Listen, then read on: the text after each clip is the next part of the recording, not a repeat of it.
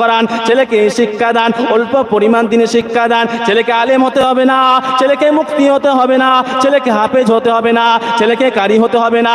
এই জিনিসটা ছেলেকে শিক্ষা দান। যখন বাপ মারা যাবে, যখন মা মারা যাবে, যখন আত্মীয় স্বজন মারা যাবে, ছেলে যখন সামনের কাতারে গিয়ে বাপের জানাজাটা যেন পড়াতে পারে, এই আশা আমার রাখতে হবে। কেননা দুনিয়াতে ইমাম সাহেবকে আমি খুঁজতে যাব না, আমি আপনার পাড়ার ইমাম সাহেবকে খুঁজতে যাব না।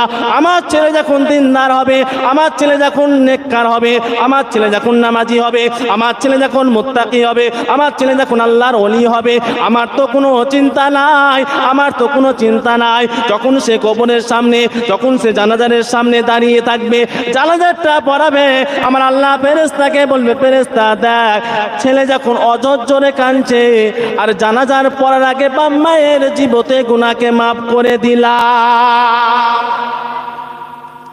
জানাজার